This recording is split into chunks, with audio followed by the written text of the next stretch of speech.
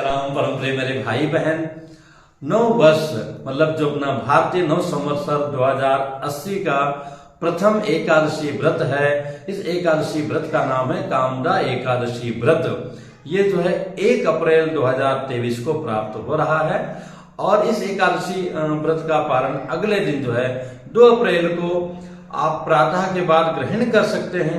कई जगह ये चर्चा है कि 1:45 बजे ग्रहण कर सकते हैं, पर ऐसा कुछ नहीं है। प्रातः 6:30 बजे से लेकर के 8:30 बजे के अंदर पारण कर सकते हैं। ये 2 अप्रैल को जो साधु जन है, वैष्णव जन है, वो लोग 2 अप्रैल को व्रत रहेंगे, तो लोग भी 3 अप्रैल को जो है जय जय सिया राम इसी समय में प्रातः 6:30 बजे से 8:30 बजे के अंदर में पारण करेंगे। बहुत ही महत्वपूर्ण ये एकादशी व्रत है। हम कितने बड़े पापी क्यों ना हो, पाप योनि का जो सबसे बड़ा सजा है, दंड है, महाराक्षस बन जाना, तो उस योनि में भी क्यों ना हो अथवा जाने वाले हों अपने पापों के कारण, तो हम अगर ये एकादशी व्रत नियम पूर्वक करेंगे, श्रद्धा विश्वास पूर्वक करेंगे, तो उन सारे पापों से मुक्ति अवश्य मिल जाएगी।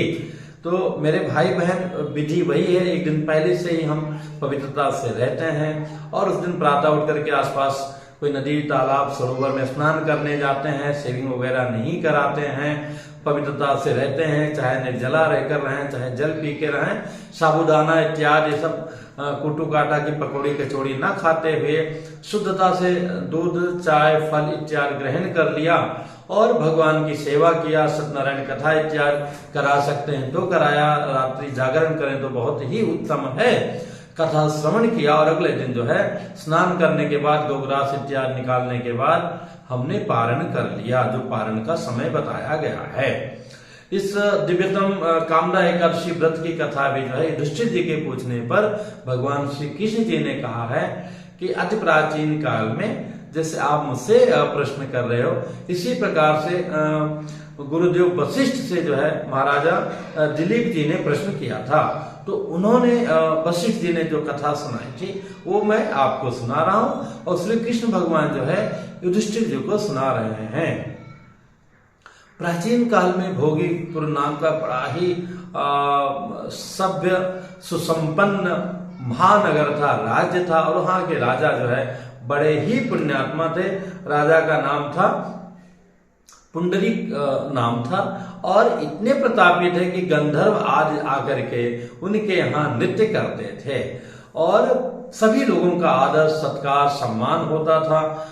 सभी लोग अपने अपने कर्तव्यों का पालन करते थे। पूरे राज्य में खुशहाली का वातावरण था।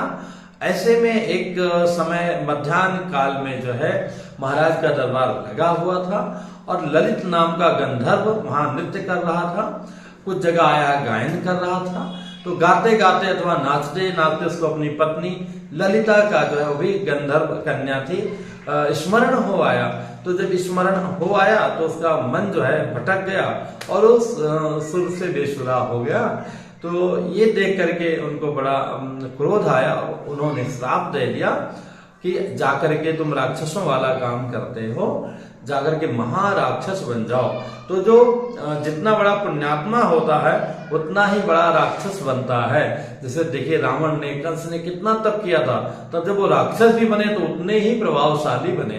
तो संसार में जितने भी प्रतापी लोग आपको दिखें और विपरीत काम करते हुए, तो कहीं ना कहीं उन लोगों ने पहले जन्म में बहुत ही अच्छा कृत्य किया था, तो कुछ उनसे गलतियां हुई थी जिनके कारण आज इतने बड़े राक्षस बन गए हैं। तो महाराज पुंडरीक के श्राप के कारण जो है वो विंध्याचल के पर्वत पर घनघोर वन में महाविशाल काय जो है राक्षस बन गया, ब्रह्म राक्षस बन गया और बड़ा ही परेशान था, क्योंकि राक्षस योनि में आदमी जल के लिए बड़ा तड़पता है।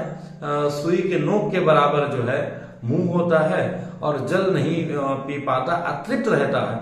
इसलिए जब किसी की मृत्यु होती है तो 10 दिनों तक जो है नियम है, 10 का 11 दिनों तक जो है घंट बांधा जाता है, उसमें से एक बूंद पानी टपकता रहता है, ये मान के चला जाता है। और शास्त्रों में भी है कि 11 दिन तक जो है प्रेत योनि में व्यक्ति रहता है मरने के बाद में, चाहे पुरुष हो चाहे स्त्री हो, इसीलिए वो जल टपकता रहता है। आजकल तो लोग मानते ही नहीं हैं। तो ये इतना परेशान था, पीछे पीछे इसकी पत्नी गई ललिता, और वो कैसे हमारे पति को इस कष्टमय योनि से मुक्ति मिले, उसका समाधान ढूंढते ढूंढते श्रृंगी ऋषि के आश्रम में पहुंच गई। उनसे अनुनय विनय किया। ऋषि ने कहा आने वाले कामदा एकादशी का व्रत करो, तुम्हारे पति का उद्धार हो जाएगा। उस देवी ने वैसा ही किया और ललिता के व्रत के प्रभाव से भगवान प्रसन्न हो गए। एकादशी महारानी की कृपा से उस श्राप योनि से मुक्ति पा करके बाद में भगवान के दिव्य धाम को प्राप्त हो गया और पत्नी के साथ आनंद करने लगा। तो जब इतना बड़ा राक्षस का उद्धार हो सकता है तो हम लोगों का उद्धार क्यों नहीं होगा। और हम पापी नहीं हैं तो और भी अच्छी बात है, वो हमारा पुण्य बचा रहेगा, वो जो हमारे लिए जन्म जन्मांतर तक के बंधनों से मुक्ति दिलाते हुए भगवान के चरणों में हमें अच्छा स्थान अवश्य दिलाएगा। तो पुनः मिलूंगा नई जानकारी के साथ में। बहुत बहुत शुभकामनाएं। एकादशी का व्रत अवश्य रहिए, दोनों पक्ष की एकादशी का व्रत अवश्य करना चाहिए। जो बच्चे भी बड़े हो गए हैं उनसे भी आग्रह करना चाहिए। बैगन, मसूर की दाल, चावल जो है ये सब भूल करके भी दशमी एकादशी द्वादशी को नहीं खाना चाहिए। द्वादशी को स्पेशली बैगन तो और मसूर का दाल बिल्कुल नहीं छूना चाहिए। तो पुनः मिलूंगा एक नई जानकारी के साथ में। जय श्री राम।